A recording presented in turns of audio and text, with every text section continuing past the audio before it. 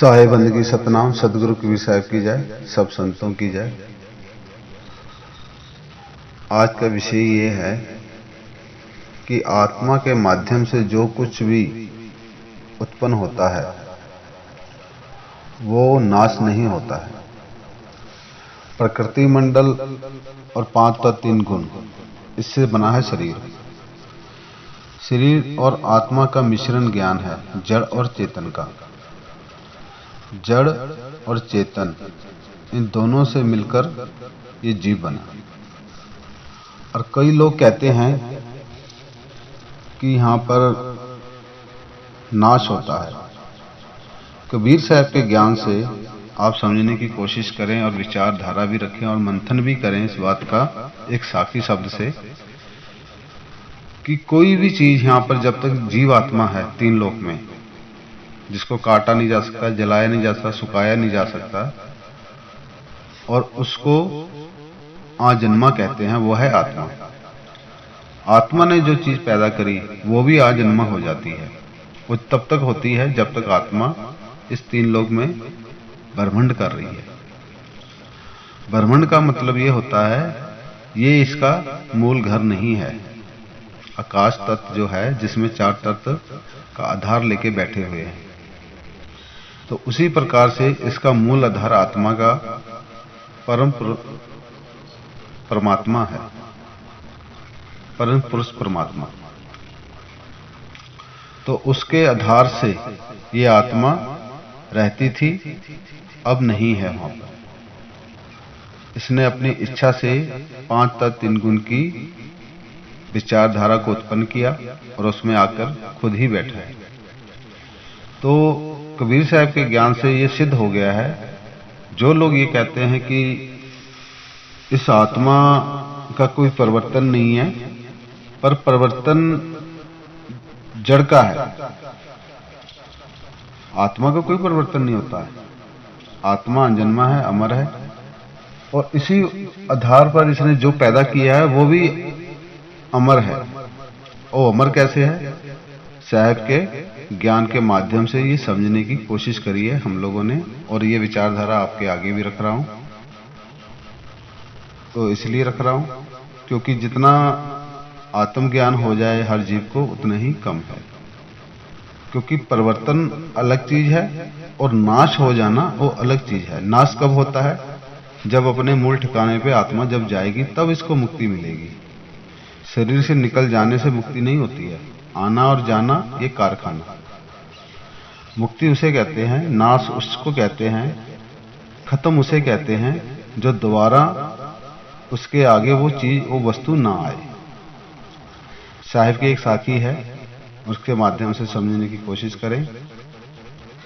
पानी में पानी मिले, पवन में पवन, तुम बता पंडिता इसमें मरा कौन। कबीर साहब ने ये ज्ञान पंडित को बताया कि ये बता पंडित, जब शरीर से आत्मा निकल जाती है उसी तरह से ना आत्मा को दोष होता है, ना तकलीफ होती है, चाहे उसको काटो, चाहे जलाओ, चाहे जो मर्जी करो। उसी प्रकार से आप शमशान घाट में किसी मिट्टी के साथ जाते हो, वहां पे सब लोग देखते भी हैं, उसको जलाया भी जाता है, हर तरह से उसको लकड़ी से सजाया जाता है, उसको कोई तकलीफ नहीं होती है, क्योंकि अब उसमें चेतन निकल गया है, आत्मा निकल चुकी है। ना जड़ को तकलीफ होती है, ना आत्मा को तकलीफ होती है। आत्मा और जड़ जब तक दोनों एक साथ रहेंगे तब तकलीफ होगी, तब एहसास होता है हर चीज का, काटने का भी, जलने का भी, और गीले होने का भी, और सूखा होने का भी। तो आधार है आकाश, खालीपन जिसे देखते हो आप, निराकार, जो आरा पारा नहीं है, इसमें 4 तत्व समाये हुए हैं। ये ज्ञान कबीर साहब ने क्यों दिया? लोग कहते हैं कि मृत्यु हो जाती है तो वो मौत हो गई उसकी, वो मुक्त हो गया। मुक्त इसे नहीं कहते हैं। मुक्त उसे कहते हैं जो अपने मूल ठिकाने पर चला जाए। मूल ठिकाना कहाँ है हमारा? ये हंसा अमरलोक का, पढ़ियो काल बस आई हो। ये काल की नगरी है। काल उसे कहते हैं जिस तरह से शरीर से आत्मा निकलती है तो हमारा अंधापन हो जाता है। अंधापन का मतलब अंधेरा। अंधेरा होने से क्या होता है, वो काल दिखाई दे। काल में और अंधेरे में कुछ समझ नहीं पड़ती है। ये आत्मा हमेशा प्रकाशमान है, ये कभी अंधेरे में नहीं रहती है। पर शरीर की वजह से जैसे अंधेरा मिलता है, अज्ञानता मिलती है। अज्ञानता कह दो, अंधेरा कह दो, तो वो क्या होता है, काल। तो हम जहां थे, सब आत्माएं जहां थी, वो परम पुरुष के समीप थी, साहब के पास थी। वहां पे कोई अंधेरा नहीं था, ना कोई वहां पे नौकरी थी, ना कोई चाकरी थी, ना कोई बीवी थी, ना कोई बच्चा था, सिर्फ आत्मा ही थी। आत्मा का समूह था। वो सारा समूह वहां से त्याग कर, अपनी इच्छा रखकर इस तीन लोक की नगरी बसाई आकर उसने। तो कबीर साहब जब आए अंत समय में, जब सब आत्मा निकल आई अमर लोक से, इस जीव के साथ बहुत बड़ा धोखा हुआ। इसने अपनी इच्छा रखने के बाद इसे पता चला कि मनी स्वरूपी देव निरंजन, यानी कि हमारा जो मन है यही हमारा देव है, यही हमारा निरंजन भगवान है। तो एक आत्मा ने ये सृष्टि रची है, जिसे कहते हैं निरंजन भगवान। उसे परमात्मा भी कहते हैं लोग। वो सृष्टिकर्ता परमात्मा है। पर जो दयाल की भक्ति करता है, जो दयालु होता है, वो कबीर साहब है। कबीर साहब ने हमारे लिए ज्ञान देने के लिए आए, यहां से निकालने के लिए आए। तो जो व्यक्ति इस बात को समझता है, जो कबीर साहब के ज्ञान को अच्छी भली समझता है, वही इस बात को समझ सकता है। परमात्मा का जयकारा तो सभी लगाते हैं, सभी एक मालिक की जय करते हैं, जय तो हो रही है। पर कबीर साहब के ज्ञान के माध्यम से जय होगी, तब उसे जय का पता चलेगा, उनके भेद से पता चलेगा कि किस भगवान, किस परमात्मा की जय कर रहे हैं। कोई शिव की जय कर रहा है, वो भी परमात्मा है। कोई विष्णु की जय कर रहा है, वो भी परमात्मा है। परमात्मा तो एक होता है। ये सारी आत्मा परमात्मा बन बैठी हैं, जो महा कार्य कर दे, विराट से विराट दिखा दे अपना कार्य, कलाएं सूक्ष्म में दिखा दे, उसको पदवी परमात्मा की मिल जाती है। वो परमात्मा का गुण है, पर परमात्मा नहीं है।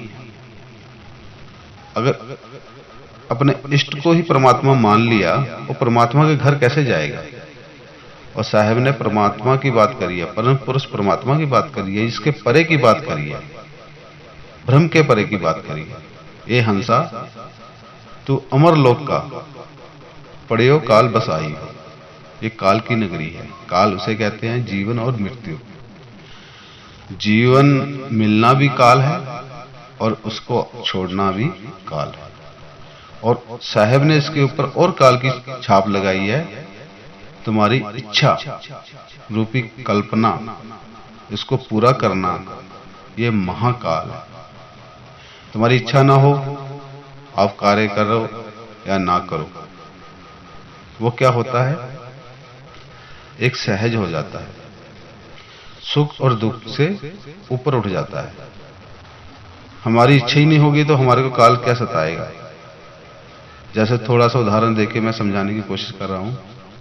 कहीं नगरी में भूचाल आ जाए और किसी के पास कुछ हो ना, तो वो क्या करेगा, कुछ भी नहीं करेगा, उसकी इच्छा ही नहीं होगी। तो इसी प्रकार से वो इच्छा रहित रहेगा तो उसको काल नहीं सताएगा।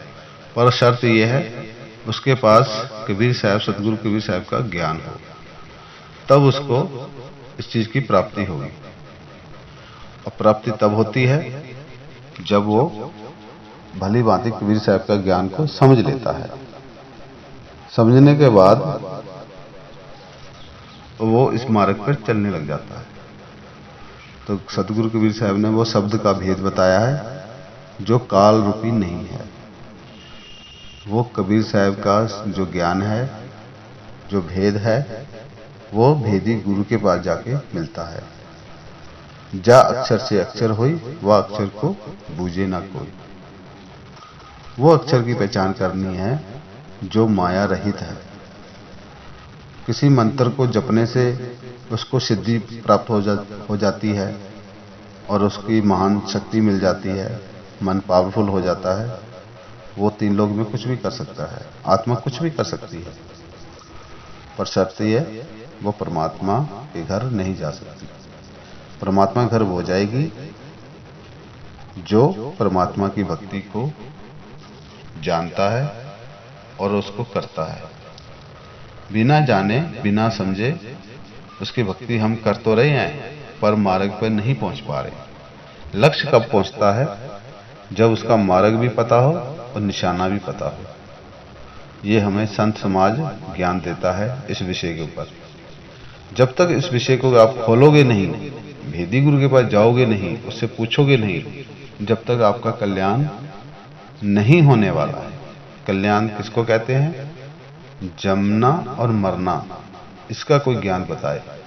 कहां से आए हो, कहां जाना है, इसका विचार कर लो, बस हो गया भजन। भजन उसे कहते हैं अपने मार्ग को चीनना, अपने मार्ग को देखना।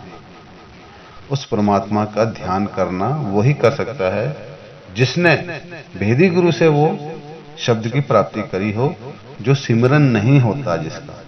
जिसका सिमरन नहीं होता वो शब्द क्या है? क्योंकि हाँ भी जो शब्द है उसका सिमरन है। चाहे अल्लाह अल्लाह करो, चाहे वाहिगुरु करो, चाहे ओम करो, चाहे रारनकार करो, चाहे उस पर ध्यान लगाओ, चाहे ओम सोम करो, या कोई भी मंत्र हो जिससे आप सिमरन कर रहे हो, चाहे राम राम करो, ये आत्मा की पावर को बढ़ाता है, तुम्हारे मन को बढ़ाएगा, तुम्हारे को सिद्धि प्राप्त हो जाएगी, पर मुक्ति प्राप्त नहीं होगी। मुक्ति किससे प्राप्त होगी? साहब के गुप्त भेद से जो उस शब्द को सुनेगा। ये सुनने की अवस्था है। सिमरन करना अलग चीज होती है और सुनना अलग चीज होती है। सुनना इधर भी है, सुनना उधर भी है। जो सुनेगा वो परमात्मा के शब्द को सुनेगा। वो जो सिमरन तुम खुद कर रहे हो, तुम ही बोल रहे हो मन में, चाहे मन में बोलो चाहे जिह्वा से बोलो, बात तो एक ही है। जब मन शांत हो जाएगा, मन में कोई शब्द ना उठे, मन में कोई शब्द ना उठे, उस शब्द को सुनने वाला भेदी गुरु से जब वस्तु प्राप्त करेगा तब उसकी मुक्ति निश्चित है। तब उसको मरना होगा, फिर वो इस दुनिया में, इस तीन लोक में वापस कभी नहीं आएगा। जाने वाला वही होता है जिसने अपने जीवन को यहाँ पे कोई वस्तु से प्रेम ना करे। प्रेम उस परम पुरुष परमात्मा और भेदी गुरु से करे, उसकी तलाश करे, हर सत्संग में जाए, कबीर साहब की वाणी को सुने और समझे और उसका अर्थबोध मथन करे, तब आपको रास्ता मिलेगा।